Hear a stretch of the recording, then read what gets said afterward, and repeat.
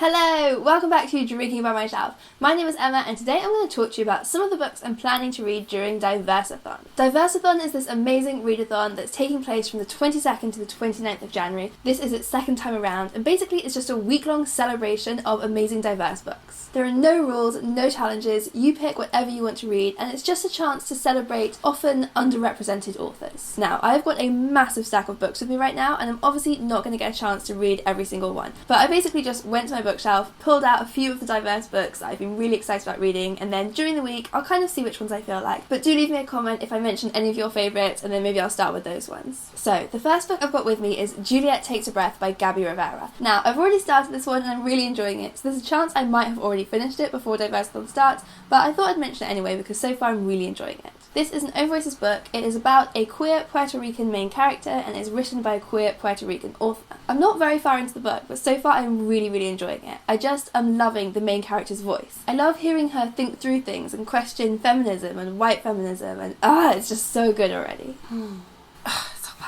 The second book on my pile I'm definitely going to read this week because I've been so excited to read it, and that is Sofia is Not Obliged by Ayisha Malik. Ayisha Malik is a British Muslim author and she is writing about a British Muslim character and her dating life, and I've heard so many incredible things, so I've already decided I'm definitely going to read this one. Book number 3 is a little controversial, Headscarves and Hymens by Mona Eltahawy. Mona Eltahawy is an Egyptian-American author, and this book is an expansion of an article that she wrote called Why Do They Hate Us? And the reason that this is controversial is that the article can be read as very Islamophobic. When the article first came out, several Muslim women were very angry at the way Mona Eltahawy had spoken, they felt, on their behalf in a way that didn't seem to represent them, using a westernized version of feminism that they didn't relate to. So I definitely want to read this book with my eyes open to that. But on the other hand, Mona Eltahawy is writing this using her own experiences of sexual assault while living in Egypt. And she herself used to wear the headscarf until she was 25. So I do think that her connection to this issue and her views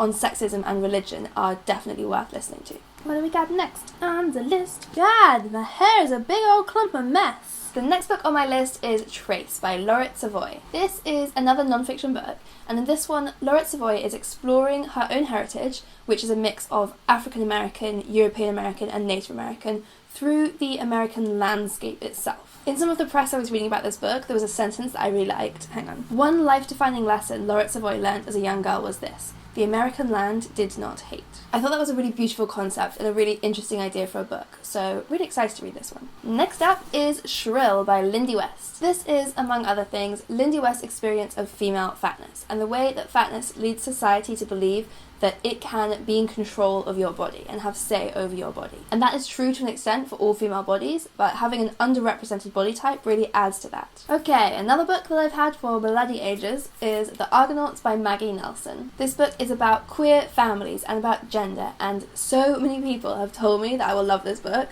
that I don't know why I haven't read it yet, so I think it's probably time to find out if that's true. Next, I've got a young adult novel. This is Akata by Nettie Okorafor, and this one is about a black albino girl who was born in the US but now lives in Nigeria, and she develops magical powers. So that one sounds very exciting. I've also got For Today I Am a Boy by Kim Fu, who is a Chinese-Canadian author, and this is about a Chinese transgender child born into a family of Chinese immigrants living in Canada who are trying to erase all trace of their Chinese heritage. So like, the children aren't allowed to speak Chinese, and when they do projects at school, they have to make up new family trees for themselves. So it sounded like such an interesting way to explore gender and race and identity, and just sounds really great. Next, I've got one that I'm sure lots of you will have read. This is The Good Immigrant. This is a collection of 21 essays written by Black, Asian and minority ethnic writers and edited by Nikesh, and it's all about the experience of being a person of colour in Britain today. Okay, another young adult one is Air by Ryan Gattis, and this is a fictionalised take on the Black Lives Matter movement. There's a movie coming out that John Legend is producing, so that's very exciting. This is not an Own Voices book, and I am trying to read more Own Voices this year, but I did think it sounded interesting, so I've got it here on standby. A book that I recently bought is Jazz by Toni Morrison, and I was already excited to read it, and now I'm extra excited to read it because I just saw La La Land, and I bloody loved it. Like, I loved it so much. I've listened to nothing else but the soundtrack since I left the cinema 2 days ago. Like, I loved it so much. But even though I loved it, I did find it a little problematic the way they positioned Ryan Gosling as like the white saviour of jazz music. I didn't think that that was quite right. The way I understand it, and I don't know much about the history of jazz at all, but is that it originated as a way of expressing the experience of being black in America. And I've also read that in jazz, the book Jazz, Toni Morrison uses that musical form, that kind of call and response form, in a literary way. And I thought that was really interesting, so I'm really excited to see what that looks like. And finally, I've got Interface by Lucy Mihajlich. This is about a dystopian future where a giant computer company has become like a religion. So that sounds really interesting. And the main character in this book is asexual, which is something that Lucy Mihajlich, who is also asexual, has written articles about in the past, about the absence of asexual characters in young adults and why it's important. One thing I noticed was missing from my list was any books about disability. So if you have any recommendations, do let me know and maybe I'll go and pick one up. Even though I am supposed to be on a book buying ban. Whoops. So go ahead and give this video a thumbs up if you liked it, and don't forget to hit that subscribe button for new videos every Friday. See you next time!